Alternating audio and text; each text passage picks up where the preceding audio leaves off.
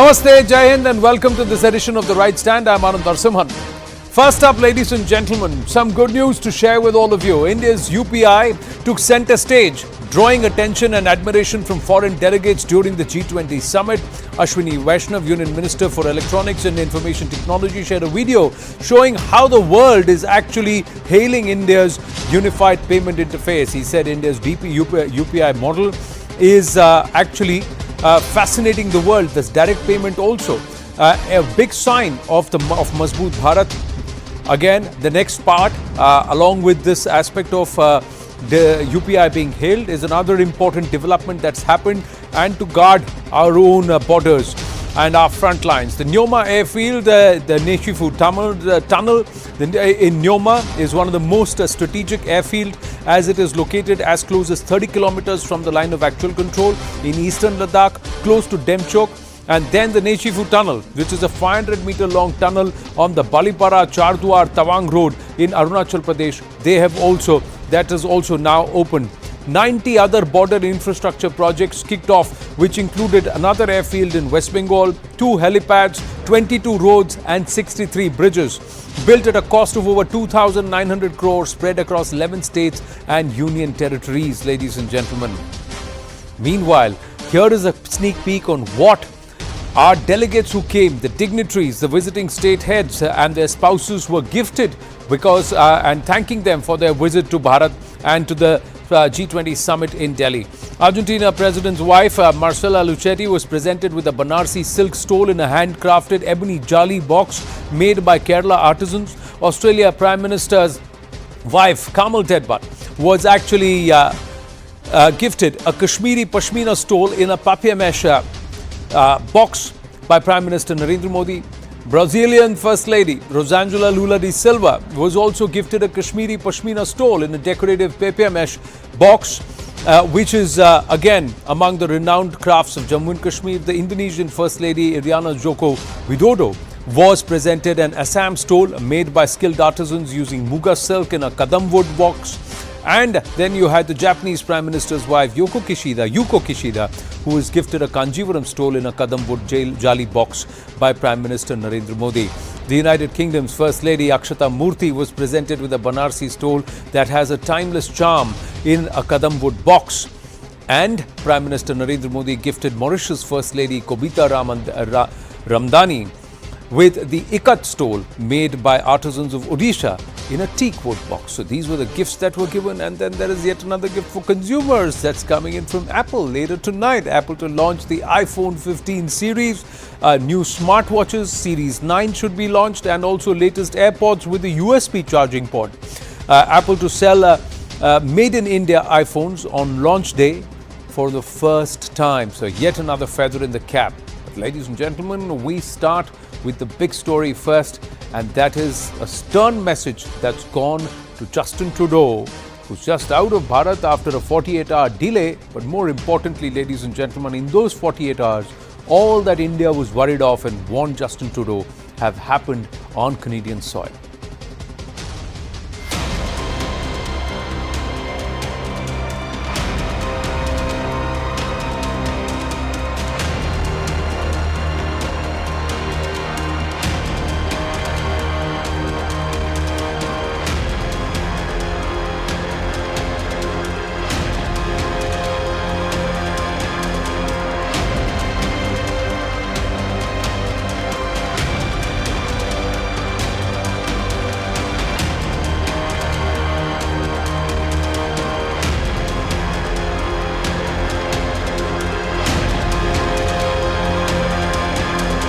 Canada will always defend freedom of expression, freedom of conscience, freedom of peaceful protest. That's something that's extremely important to us. It's important to remember that the actions of the few do not represent the entire community or Canada.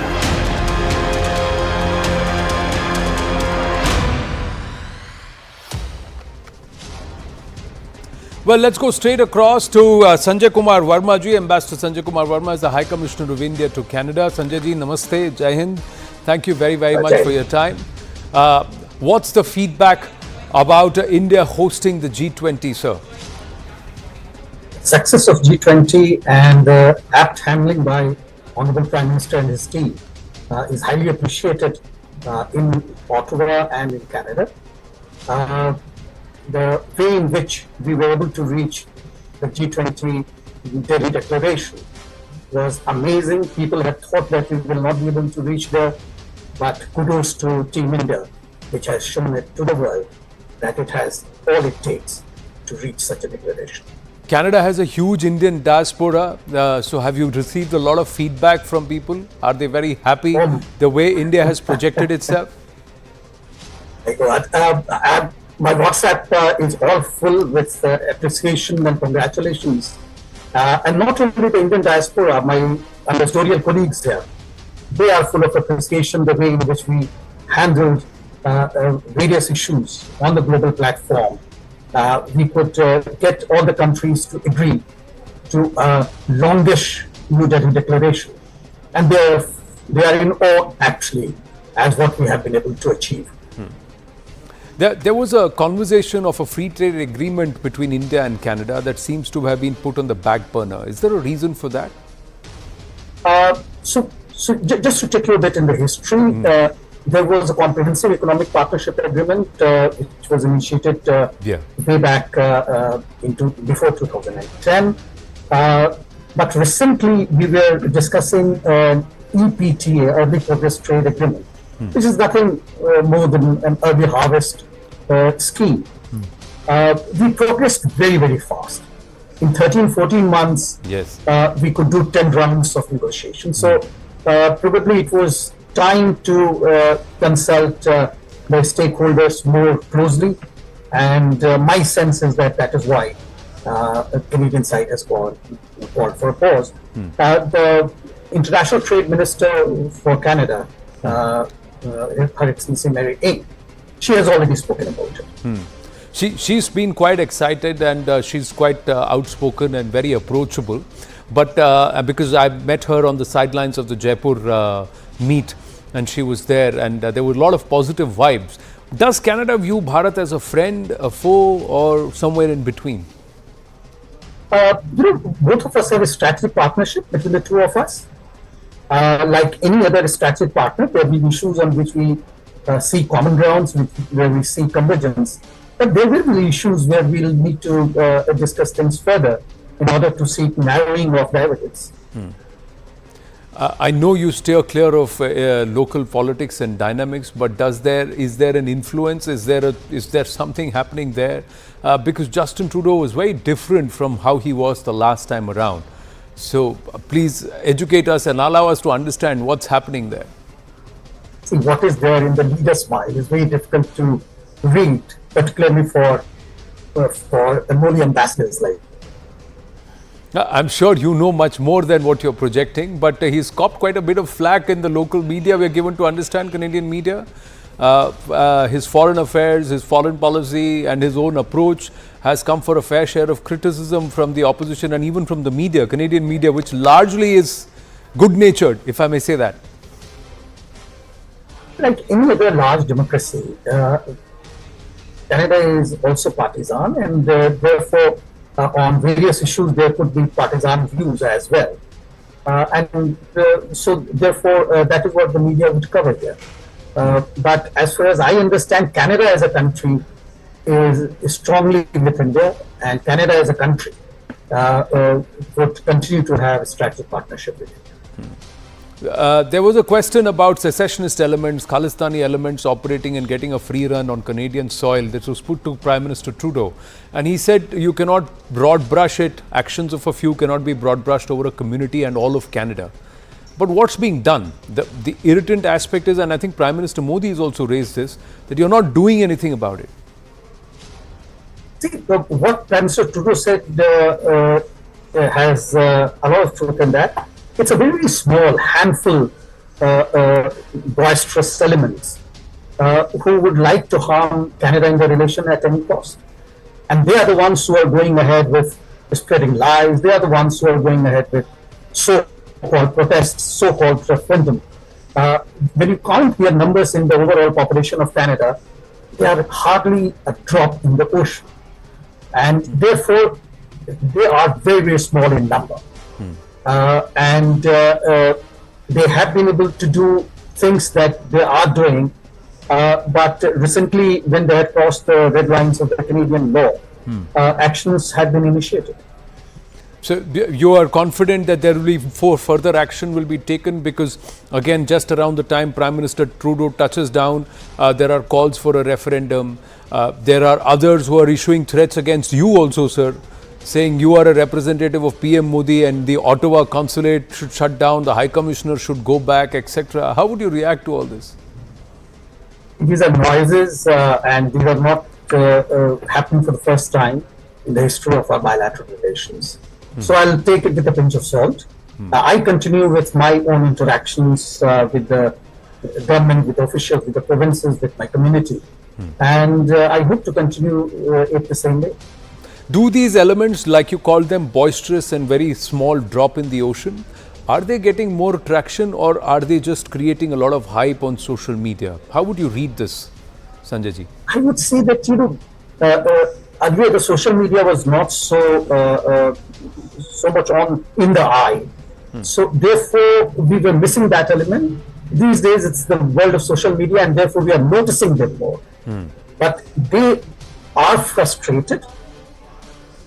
They are coming out with the kind of statements they are coming out, which are falling on the wrong side of the Canadian law, only due to the reason that they are not seeing anything more going forward.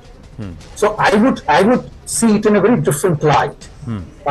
Today everyone is on Twitter, or now X, on Facebook platforms, on Instagram, and they are misusing these platforms for their own business.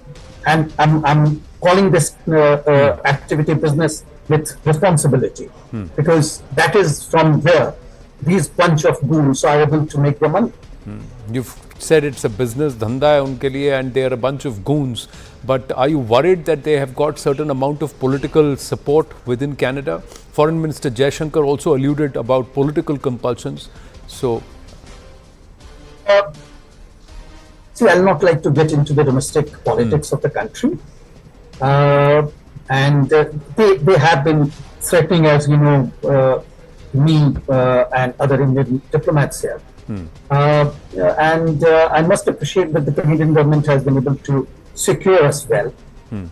And we are not constrained in carrying out our diplomatic activities in this country. But there was an instance when an envoy was not allowed to attend a function. They had barricaded the roads, and this happened recently. Institutions being attacked.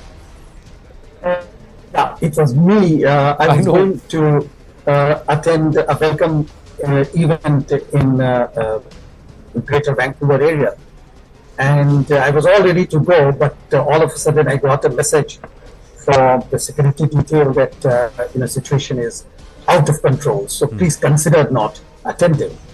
And soon after that, I got a call also from the organizers saying that they are looking to reschedule the event. So I went by the advice of the boss. But वहाँ फिर then question बनता है ना sir, why was this allowed? Why did they not think about it? Why did they allow things to go out of hand? And is this a partisan behavior with Bharat and Bharatiya? Would they have allowed this with an American envoy, or a Chinese envoy, or envoy of any other country? I'm compelled to ask this question, sir. Yeah, I'd say, this was an aberration, and the crimes do happen. And this was taken as a crime. Investigation was initiated. People were brandishing the sword, and they also bashed up a few people. So some investigation has started. Whenever it reaches its logical conclusion, we'll know more about it. My final question, sir. There is concern that सब कुछ बता दिया उनको. Everything has been conveyed to them. They know who they are, what they are doing, why we want them to be curbed, but they don't do anything about it. I'll just give you two examples in the recent past. Yeah. Rather, three examples. One was a so-called protest in front of our consulate in Toronto, and we saw more than equal in number people from the Indian community condemning them. And at the same time, there was security and police forces in the middle of the two of them. And a couple of Khalistani elements were caught on the spot and handcuffed. So that was that was very frustrating thing for the pro-Khalistani protesters who had never seen this thing happening in the past. Now let's go to number two. They were trying to run a so-called referendum in Greater Toronto area, and they were looking for a government-provided space, which, by the way, every Canadian citizen is allowed to seek, and they were disallowed. They had to go to a particular place of worship, and so that was second incident. Third incident was on the 10th of September. They wanted to do it in a school. The school denied the permission. So therefore, you can see that the awareness in the general Canadian mass is on an increase. Are you safe, sir? My final question. Are you safe? Are you confident your interests, your safety and Bharat's interests and Bharat's safety will be protected? I'm sure, please rest assured, I and my beloved Bharat is always safe. Sanjay Kumar Verma ji, thank you very much for your time and for your candid demeanor and your answers. Jai Hind, sir. Thank you so much. Thank you. So that was the Indian envoy to Canada, Sanjay Kumar Verma ji, being very candid, saying yes, there were threats, yes, he was dissuaded, but he has been given security, and there are at least 3 instances where the law enforcement authorities have nabbed those K elements, and he's called them goons and he's called it a business. Puneet Sani is back with us. Puneet, you heard the ambassador there, soft but very firm and very candid in what's happening on ground. Is this encouraging news if there is a crackdown that's happening, or would you like to see more done? So, Namaste Anand, and Namaste. I would like to congratulate you that, Trudeau has finally left our country. And now coming back to the question, I think there are 3 aspects of it, like first is like this Khalistanis and this Canada and then India, right? There are 3. So these Khalistanis, they are basically, first you have to understand you cannot deal with them because they are people driven by an ideology, right? So they are thugs, they are criminals or whatever. And the thing is, when you talk about politicians, I think now they have infiltrated the system so deeply that actually that they are weighing the politicians than politicians supporting them. To give you an example, the biggest tragedy that happened in Canadian history is this Air India bombing, right? So I was telling you before, like no politicians openly says about it, so much so that 80% of people, Canadian population doesn't know much about it. And if they have to say, for example, the guy who is opposing Justin Trudeau, Pierre Poilievre, who is probably going to be the next prime minister, if he has to say something like, for example, he opposes this, tableau of Mrs. Gandhi being paraded, being shot, he doesn't say it on Twitter, but he hides on his website. So the politicians in Canada are just like terrified, and the envoy has security, and like he will go back. But a person who is living in Canada, just imagine an ordinary person. Like, what can you do against these goons? So it's basically a complete mafia who have held the population hostage. And I don't see actually this resolving anytime soon. So what the Indian government has finally done is taken a firm stand. And, they have connected all these things. They are into gang crimes. They are into immigration fraud and all these things. So that is all very welcome. But I think we need to do more. For example, who is wagging all these things, Trudeau and all, is WSO. Correct. Who has basically, submitted lies to the inquiry that was looking into Air India bombing? WSO. Who was supporting this? Indian government should basically declare like a proscribed organization. And that will also push, because Canada is not going to act by itself because they are so terrified of them. But if the Indian government pushes that as a proscribed organization, then it may act. And there is also here, I'll give you one point. You see this Air India bombers, they bombed the plane in 1985, right? Yeah. Their inquiry said, okay, Babbar Khalsa is responsible behind. But do you know, Canada is such an easygoing country that they didn't ban Babbar Khalsa. When it was banned after September 11. When the Americans said, now we have to get serious about terrorism. And this Babbar Khalsa, then Canada was like, oh, yes. So they bombed the place in 85. The Canadians' investigation said, yes, this has happened. But they banned Bapar Khalsa only in 2002, after September 11. So this is what we have to bring international pressure against these Khalistani groups, and then Canada may act, because that is the history. They don't act by themselves. कुछ देश होते हैं जो दूसरों से dictation लेते हैं. That's there. So it's a reality. But Terry Milewski is also with us. You have written about the Global Khalistan project. So where is this going, and where would you believe the strands actually lie, and why is it that it's they're having a field day in Canada? That's the perception. Because Canada allows it. That's the problem. Canada has not taken it seriously. They didn't take the warnings of the attack on Air India seriously 40 years ago, and they didn't take it seriously in 2018 when Prime Minister Trudeau had his first visit to India, which ended in a fiasco, where, as you'll recall, a convicted Khalistani terrorist was amazingly enough invited to dine at the High Commissioner's dinner for the Trudeaus in New Delhi, which just shocked and appalled the Indian government, as it should have, and embarrassed the Prime Minister. You'd think they would have got the message then, but no, they didn't. The problem, as I say, is that Canada allows what should not be allowed. They do not make a distinction in Canadian law between what we would all agree is free speech. You can go down the street waving a flag and saying Khalistan Zindabad. I don't have any problem with that. I'm in favor of free speech. But when it crosses the line into the incitement of violence, when you picture the High Commissioner who was just with you, when you put up his picture and his name and you say, this man is a killer, and you parade these posters through the streets of Canada, in Toronto and Vancouver, what happens when some young nut with a knife or a gun gets that message? And we're very close to that point. There has been prodigious violence, incredible violence in the past, and this feels to me a lot like the 80s. I was there in the 80s. I covered the Air India bombing. It feels to me like the 80s, when there were these hysterical cries for action by Khalistani fighters, and we don't want to see that happen. We don't want to see these threats come true. But to date, even after the confrontation between, and I think it was, you can call it a confrontation rather than a meeting between Modi and Trudeau, I do not see anything happening on the Canadian side to do, for example, what Rishi Sunak did for the British, and say, look, we're not going to allow any space for this kind of extremism in Britain. Now, they've already banned, for example, in Britain, 17 years ago, they banned the glorification of terrorism. What do you call it when you parade through the streets of Toronto with a truck with a life-size reenactment celebrating the assassination of Indira Gandhi in 1984? What do you call it when you have these posters all over the country putting targets on the backs of Indian diplomats? What do you call it when you put up martyr posters of the Air India bomber, Talvinder Parmar, the worst mass murderer in Canadian history, and you treat him like he's a model for Sikh youth, a great man, a hero, a martyr, a shaheed of the Sikh nation?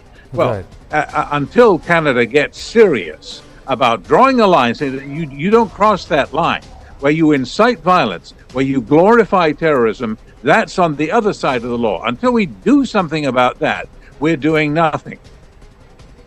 Well, Terry and Puneet, I have to cut short this conversation because we have another political debate lined up, but we will take this forward. We've had the Indian High Commissioner there, Sanjay Kumar Verma, live and exclusive here on The Right Stand, and he said he was threatened. He said there have been disruptions, but he's called it a business and he's called them goons, and he said the Canadian authorities are cracking down. He quoted 3 instances where there is a certain amount of crackdown, but larger perception, wider perception is that more needs to be done. Thank you, gentlemen. Thank you for your time. Much appreciated.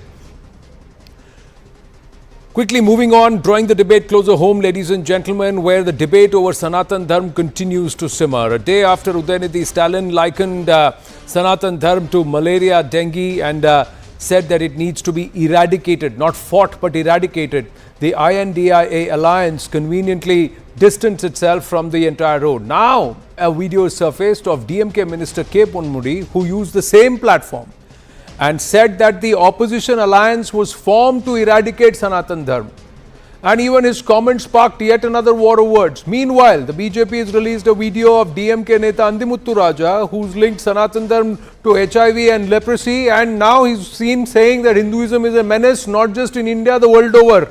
and it needs to be eradicated. It's a series of comments like this, and which has led the BJP to question the alliance and the top leadership of the Congress party and their silence on this entire issue.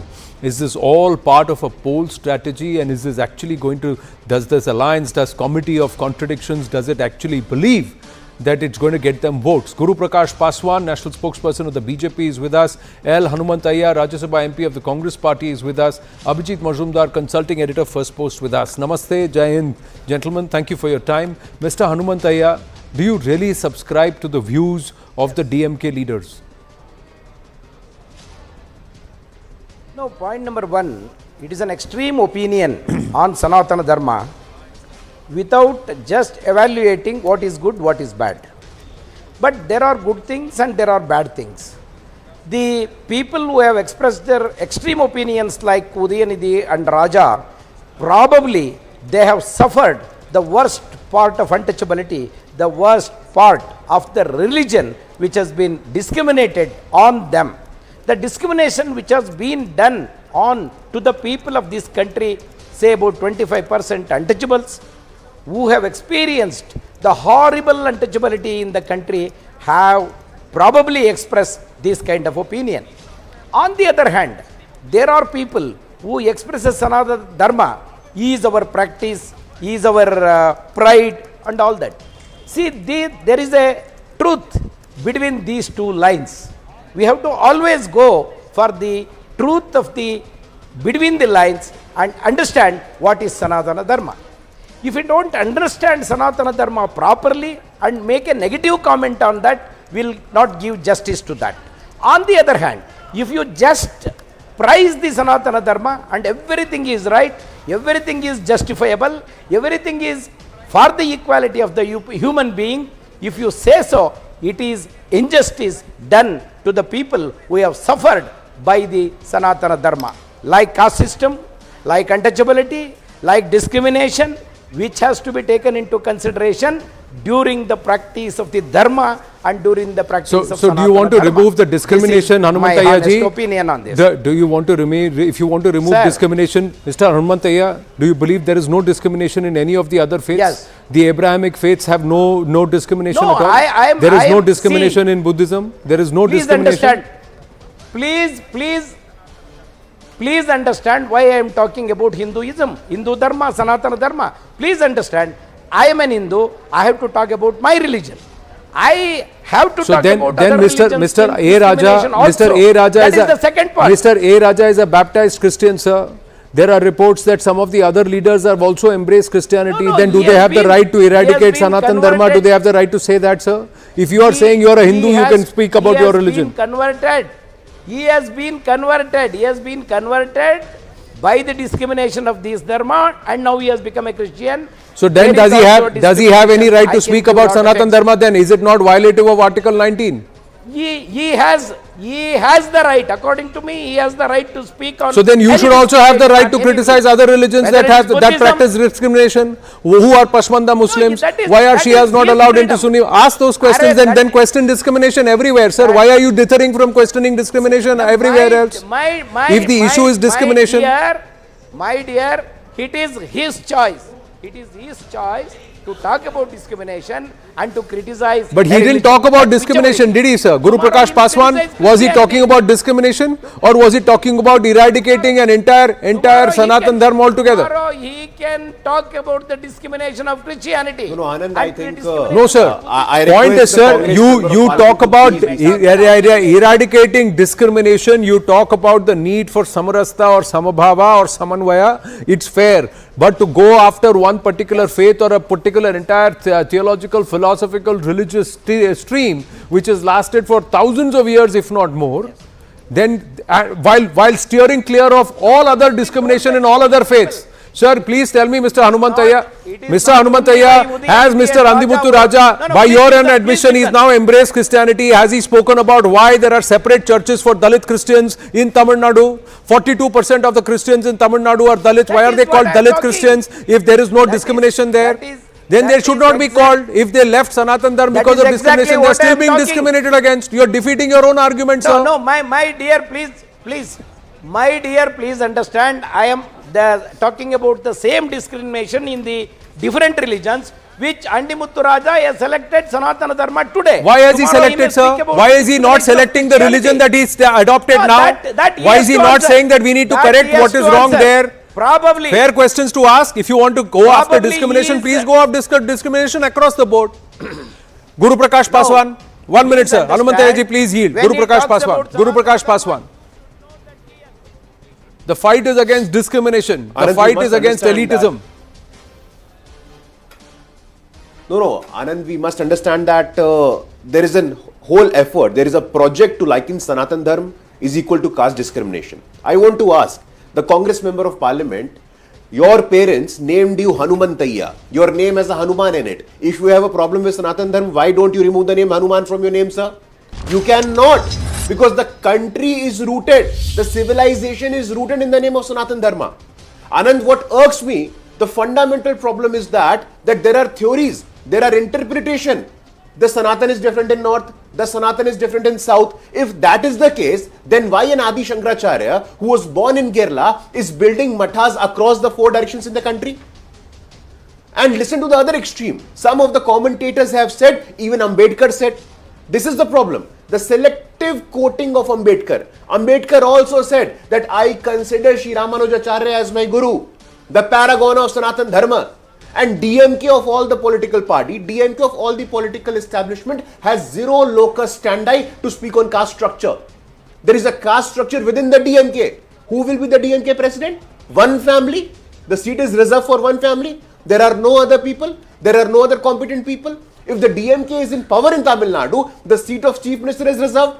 I want to ask you that if Sanatan Dharma is different, I have a book, Kanak Dasa.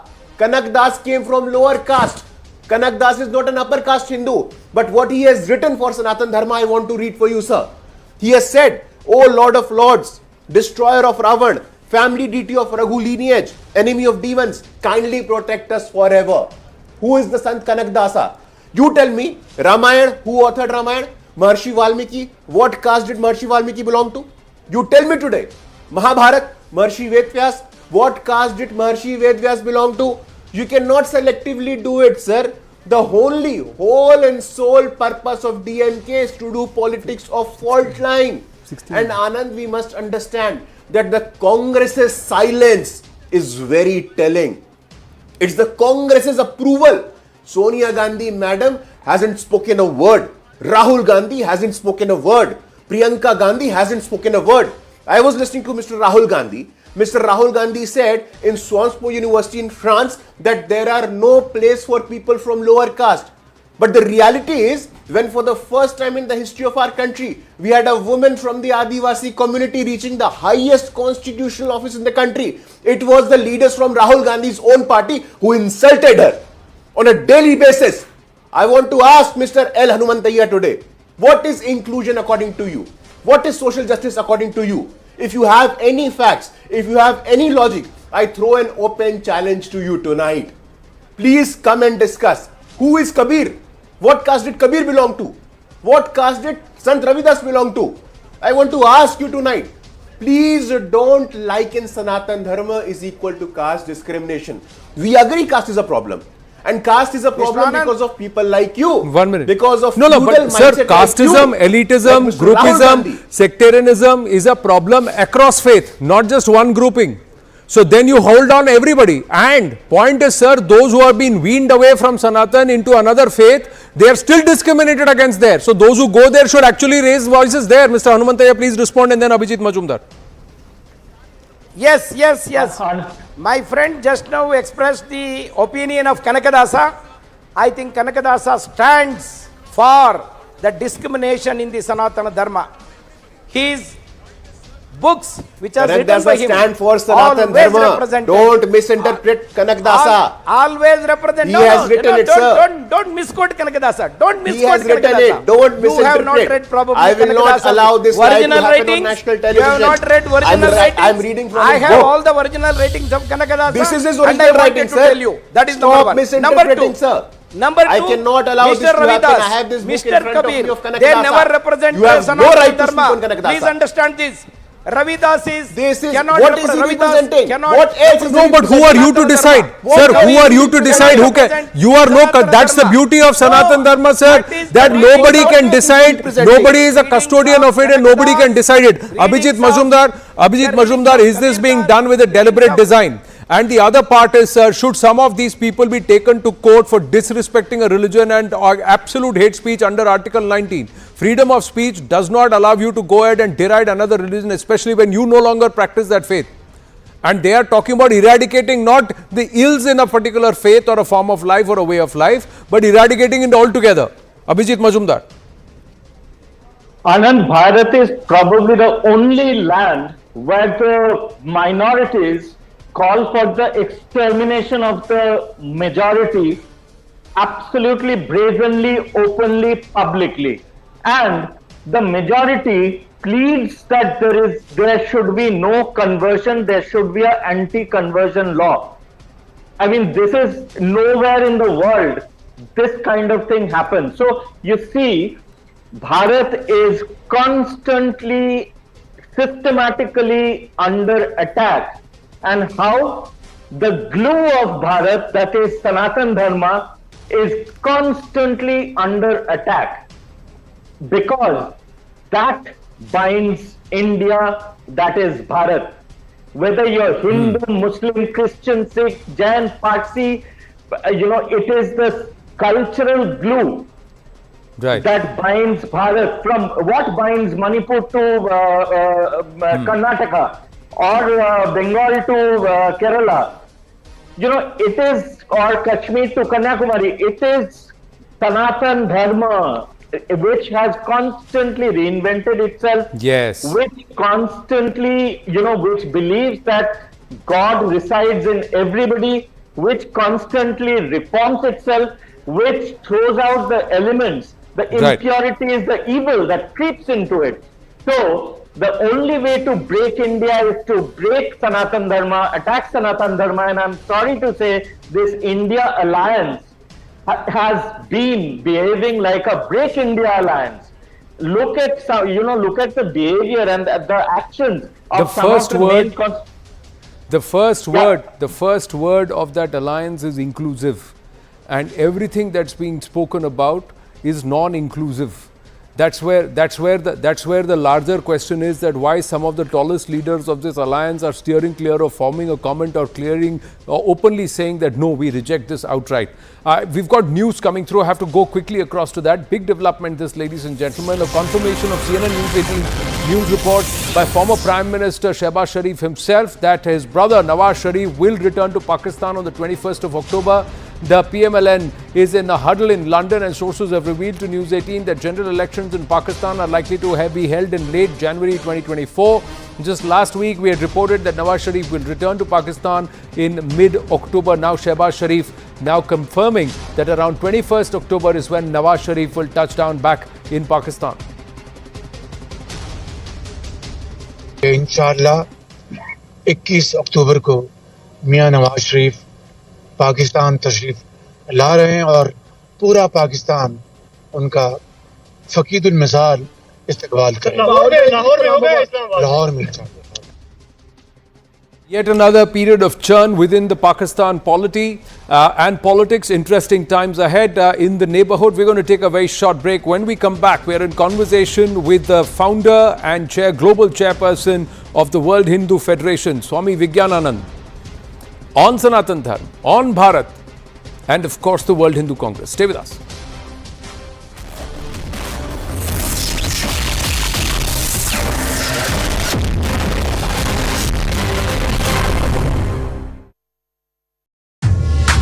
Is being raised. The main reason why the short span time, the main reason why it was chosen is not being fulfilled yet. So what's the need for such precast toilets is the question that is being raised by the citizens of Bengaluru. What is seen as a high-end luxury project undertaken by the BBMP, the Bengaluru Civic Agency is constructing around 46 precast high-end toilets across the IT city with a whopping cost of 281 crore, with each precast toilet costing around 4 to 5 crores. Now behind me is one such precast toilet that was proposed and built by the BBMP under phase 1. So it comprises of various features such as providing dry and clean toilets, sensor based flushing, solar powered lights and also ample ventilation. So these are the features that make up these high end precast toilets proposed and built by the BBMP under phase 1. Right now the BBMP has proposed to construct 46 such new toilets, new precast toilets which cost around 281 crore. So let's go inside and check what are the features of these high-end precast toilets that cost around that makes each toilet cost around 6 crores, around 4 to 5 to 6 crores. So it comprises of a sensor based flushing. So you have the sensor here. So usually the other BBMP toilets have a push button water feature. Now this has a sensor based flushing, so that's one of the feature.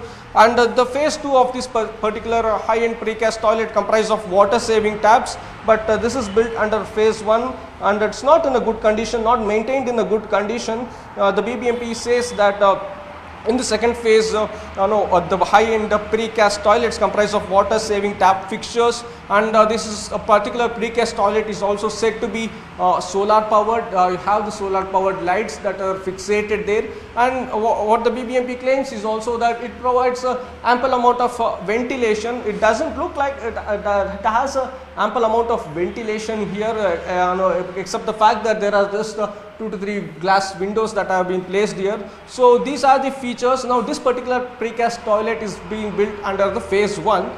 In phase 2 now the BBMP is proposing to build around 46 toilets which cost around 281 crores, so that which I mentioned earlier. So now what's under question is the inflated cost of this particular proposed precast toilets that are being built. Now as I mentioned, under phase 2 46 new precast toilets are going to be built and the total cost will be around 281 crores, which is equal to that of a luxury apartment. Now each toilet will cost around 4 to 5 crores. Now the question is why the inflated cost? Remember, at the very same time you have the Bengaluru developmental minister who is saying that there are no sufficient funds for new developmental works. When such is the financial state, why the inflated cost for such precast toilets, high-end precast toilets that are being proposed and built, and are these toilets worth it, is the question that is being raised. And at the very same time, the second reason, the main reason why such project is undertaken as claimed by the BBMP is that these can be built at a short span of time.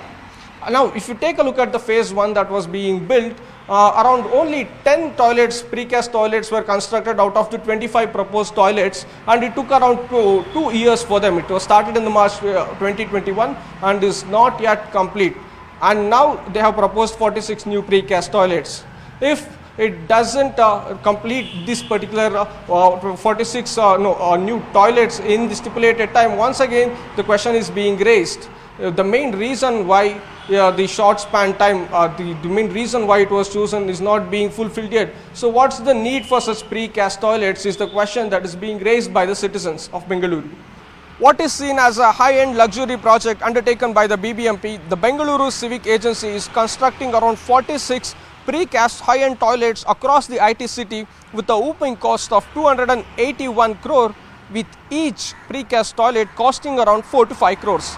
Now behind me is one such precast toilet that was proposed and built by the BBMP under phase 1. So it comprises of various features such as providing dry and clean toilets, sensor based flushing, solar powered lights and also ample ventilation. So these are the features that make up these high-end precast toilets proposed and built by the BBMP under phase 1. Right now the BBMP has proposed to construct 46 such new toilets, new precast toilets which cost around 281 crore. So let's go inside and check what are the features of these high-end precast toilets that cost around that makes each toilet cost around 6 crores, around 4 to 5 to 6 crores. So it comprises of a sensor based flushing. So you have the sensor here. So usually the other BBMP toilets have a push button water feature. Now this has a sensor based flushing, so that's one of the feature.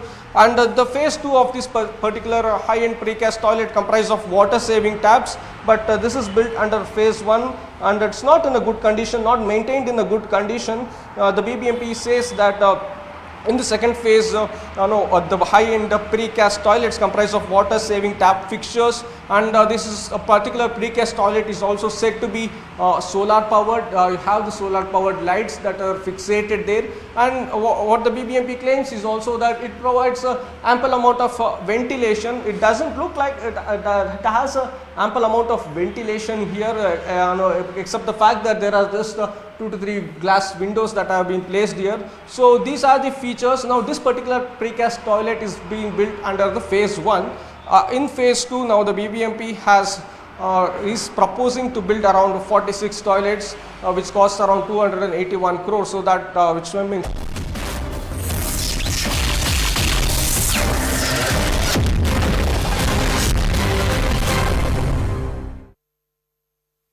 in conversation with somebody who I last spoke to when there was a huge argument about what is Hindutva. And now I am in conversation with him at a time when Sanatan Dharma is under attack, people want to eradicate it, and there are those who have a problem with the Prime Minister and the President proudly calling our nation as Bharat. But he is somebody who's forever championed the Hindu cause. He's the founder and also chairman of the World Hindu Foundation. And he's also the chief convener, organizer of the World Hindu Congress. So Swami Vigyananand ji, namaste. नमस्ते। जय भारत। जय भारत। ऐसे कहा जाए तो शुरुआत यहीं से करते हैं।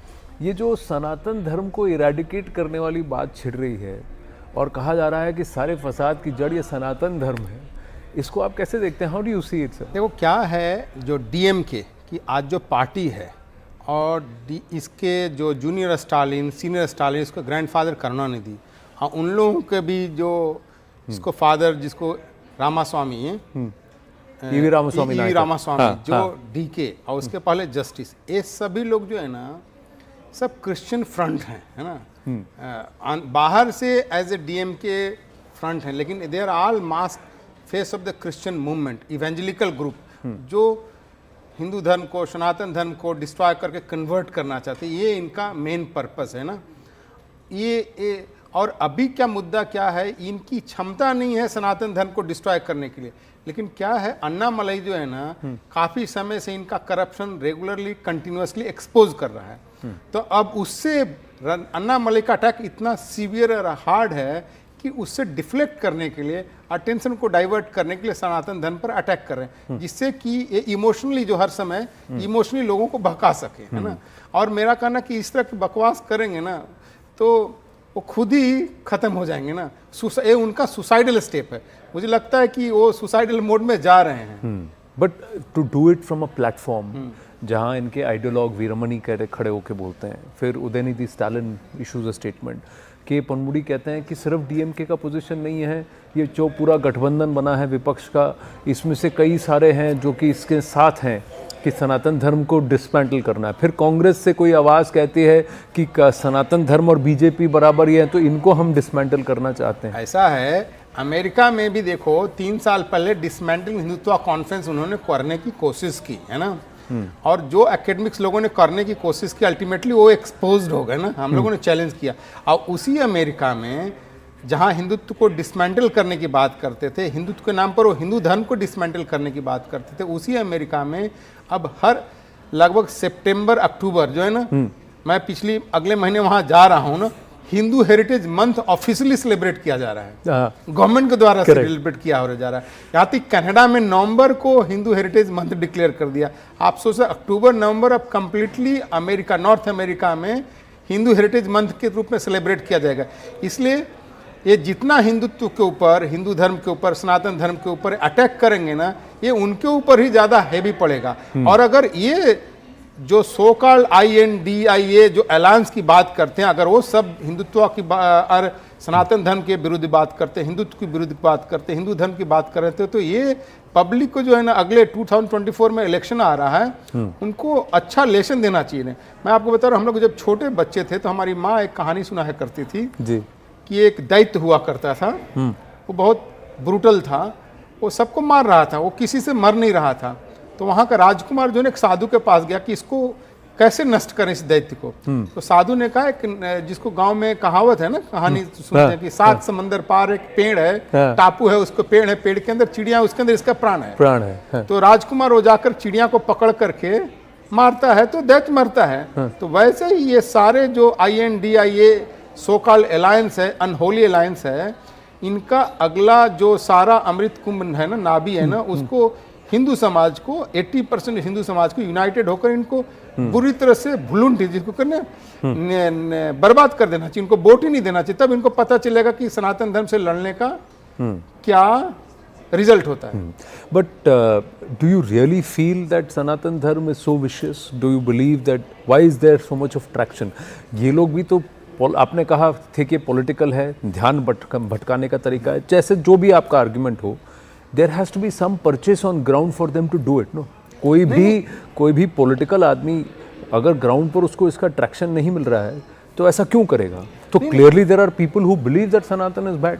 नहीं, क्या है, एक छोटा सा वर्ग जो है, जो DK मूवमेंट, DMK मूवमेंट ने खड़ा किया है, वो सारा एजेंडा उनका जो था, जो एक्सपोज हो गया। पहले उन लोगों ने सोचा एंटी हिंदू, फिर एंटी नॉर्थ, फिर एंटी हिंदू, ये सब चीज़ एक्सपोज हो गया। आप देखो तमिलनाडु के अंदर हिंदू धर्म इतना वाइब्रेंट है, वहाँ के मंदिर में देखो कितने लोग जा रहे हैं, यूथ जा रहे हैं, सारे पूजा पाठ फेस्टिवल में इतना वाइब्रेंसी हो रहा है।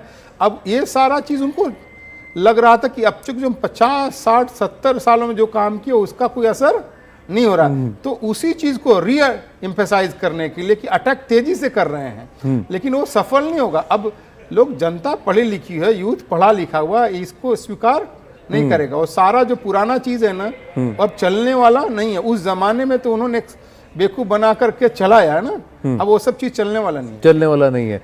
चलिए G20 अभी संपन्न हुआ, तो थोड़ा सा विषय में थोड़ा और एक और जगह ध्यान आकर्षित करना चाहूँगा कि हमने देखा कि विश्व पटल पर प्रधानमंत्री ने अपना जो नेम प्लेट है आगे, जिस देश को रिप्रेजेंट करते हैं, वो इंडिया की जगह भारत रखा। इंडिया और भारत दोनों इस देश के नाम हैं। एक कहा जाता है अंग्रेजी में इंडिया होता था और अन्य भाषाओं में भारत कहा जाता था, बट अब प्रधानमंत्री ने खुलकर इसको भारत कहने की कोशिश की। राष्ट्रपति जी ने भी कहा कि president of Bharat request you for the रात्रि भोज, वो इन्विटेशन। अब कहा जा रहा है कि नाम बदलने की मुहिम चल रही है, क्योंकि हमने विपक्ष ने नाम INDIA रखा, तो अब आपको इंडिया से चिढ़ हो गई है, अब आप भारत का नाम बदल रहे हैं, संविधान को बदल रहे हैं। देखो आनंद क्या है, हाँ, नाम जो है ना उसको ट्रांसलेट नहीं हो सकता। जैसे आपका आनंद आनंद है, उसको इंग्लिश में लिखना चाहो पड़ेगा तो ब्लिस नहीं लिख सकते, है ना। आनंद आनंद ही ANDA है, हम लिखेंगे आनंद के रूप में।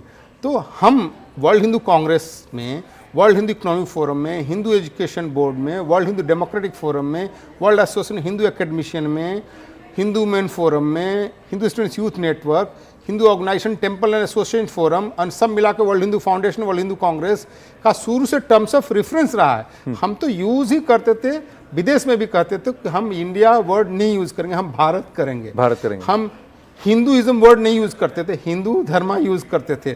हम भारत का गूगल मैप नहीं, प्रॉपर पॉलिटिकल मैप जो है वो हम यूज करते थे ना। हमारा कॉन्फ्रेंस पूरा वेजिटेरियन होता था, हमारा कॉन्फ्रेंस नॉन अल्कोहलिक होता था। ये आज नहीं मैम, 12 साल से पब्लिकली कर रहे हैं। ऐसे छोटे लेवल पर हम बहुत पहले से कर रहे हैं, मैं समझता हूँ 16-17 साल से कर रहे हैं, लेकिन ग्लोबल लेवल में बोल रहा हूँ कि जो प्लेटफॉर्म पर हम 12 साल से, ये भारत ही रहा है, हम भारत ही रहा है, रिपब्लिक ऑफ भारत। और भारत का पॉलिटिकल मैप। 2 महीने पहले है ना, मैंने पहले भी पत्र लिखता था, अभी भी कर्टसी से हमने राष्ट्रपति जी को पत्र लिखा था। हमने लिखा था द्रौपदी मुर्मू जी को पत्र, ऐसे लिखा था, प्रेसिडेंट रिपब्लिक ऑफ भारत। और नरेंद्र भाई को हमने लिखा था पत्र, प्राइम मिनिस्टर भारत सरकार। हम तो भारत ही शुरू से लिखते हैं। और आपने हमारे सारे पब्लिकेशन, वीडियो, प्रेजेंटेशन सब देखेंगे, आपको भारत ही मिलेगा। अब क्या है कि हम लोगों ने पिछले 10, 12, 15 साल से ग्लोबली जो मूवमेंट शुरू किया भारत यूज करने का, वो धीरे धीरे समाज में एक्सेप्टेड होते जा रहा है। आप देखो मेन स्ट्रीम इंग्लिश में भी अब भारत प्रोग्राम करते हैं ना, तो प्रधानमंत्री ने उसी चीज को रिफ्लेक्ट करते हुए प्रयोग कर रहे हैं कि लेट्स मेमोरीज रेस्टोर्ड, है ना, जो हमारा पुराना मेमोरी था वो रेस्टोर्ड हो, उसी चीज को कर रहे हैं। एक और चीज देखिए हमने कि G20 का इतना बढ़िया भव्य सक्सेसफुल आयोजन हुआ, जो वेन्यू था उसका नाम भारत मंडपम, उसकी जो व्याख्या डिजाइन थी वो शंख से प्रेरित थी। प्रधानमंत्री ने स्वागत सबका किया काल चक्र के सामने। हर जगह हमें सनातन प्रथा और सनातन से जुड़ी जो सिंबोलिज्म है वो बहुत स्ट्रांगली दिखी। इसको आप कैसे देखते हैं? नहीं, देखो भगवत गीता में बहुत अच्छा है ना नष्टो मोहो स्मृति लब्ध्वा, है ना, अंत में क्या कहते हैं अर्जुन की मेरा भ्रम दूर हो गया, स्मृति आ गई। तो यही चीज़ है ना कि प्रधानमंत्री वही कर रहे हैं कि जो हिंदू समाज का, इस देश का, भारत का जो मेमोरी लॉस्ट हो गया था उसी को वापस ला रहे हैं। जिस दिन हमारा देश समाज, जिसको कहते इस चीज़ को नष्टो मोह स्मृति लब्धा, जिस दिन हमारी मेमोरी वापस आ जाएगी ना, we will start forming appreciation of history and geography.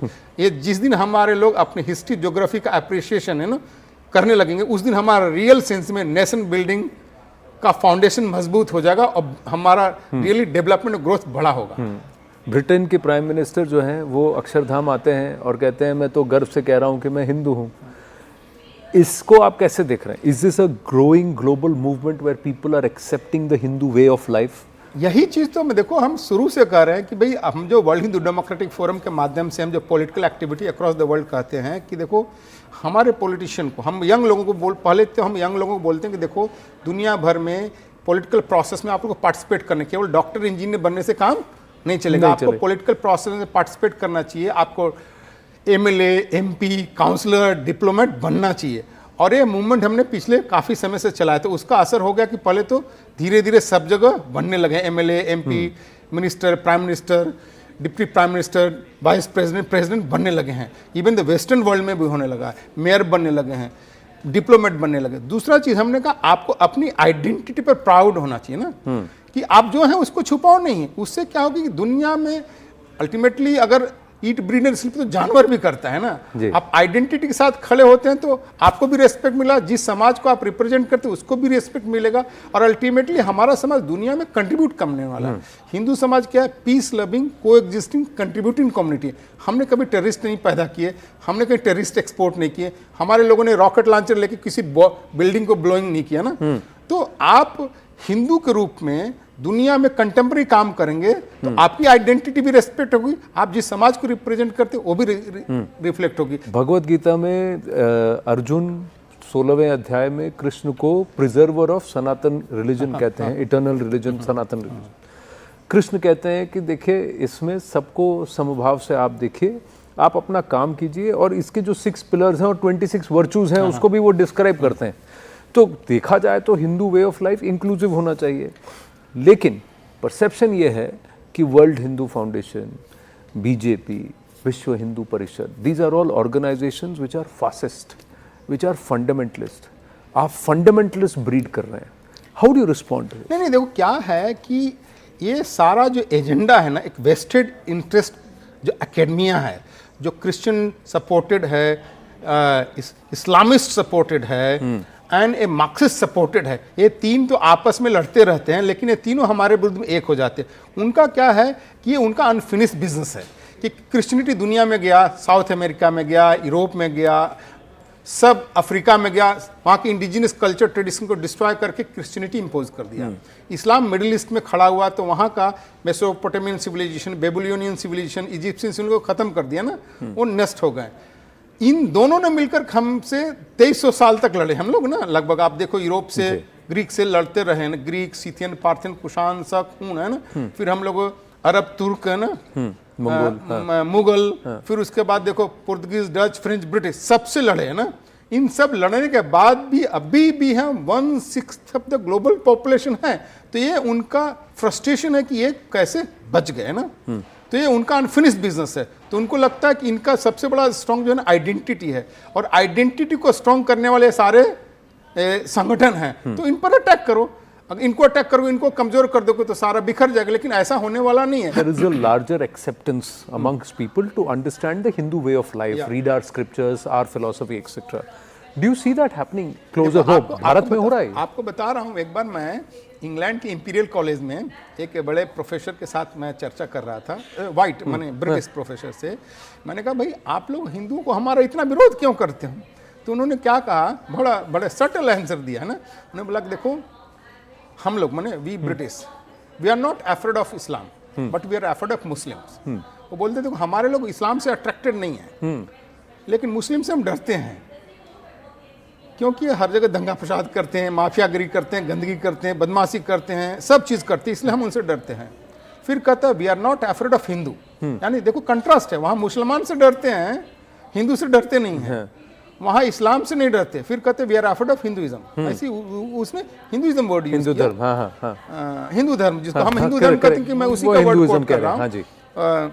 बोला मैंने क्यों ऐसा, तो बोला नहीं देखो हिंदू तो बहुत पढ़े लिखे लोग हैं, अच्छे लोग हैं, शांति प्रिय हैं, एजुकेटेड हैं, डॉक्टर हैं, साइंटिस्ट, प्रोफेसर हैं, हर जगह रहते हैं पीसफुली, वहाँ के समाज में कंट्रीब्यूट करते हैं, तो उनसे हमें समस्या नहीं है। लेकिन हिंदुइज्म से समस्या है, बोले कि उनके यहाँ तो योग है, ध्यान है, मेडिटेशन है, फिलॉसफी है, फैमिली वैल्यू है, अगर हम इसका सपोर्ट करेंगे, प्रचार करेंगे, तो हमारे सभी लोग तो हिंदू बन जाएंगे, इसलिए हम उसका विरोध करेंगे, इसलिए हम विरोध करते हैं।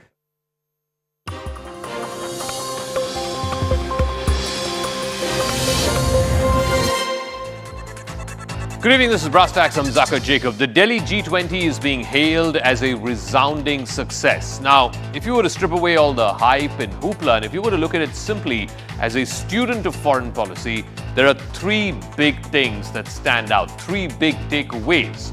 Number one, the joint statement. Remember, hours and hours, months and months of work went into it. Because it's a divided world, all the focus was on the Russia-Ukraine war, the text of it. There is some criticism that it has been diluted somewhat, but at the end of the day, they managed to get a joint statement, something that even the negotiators did not know just a few hours before it finally got adopted. That was number one. Number two, this massive, mammoth economic corridor that links India through the Middle East all the way to Europe. That, well, you can characterize it as a direct challenge to the Belt and Road Initiative.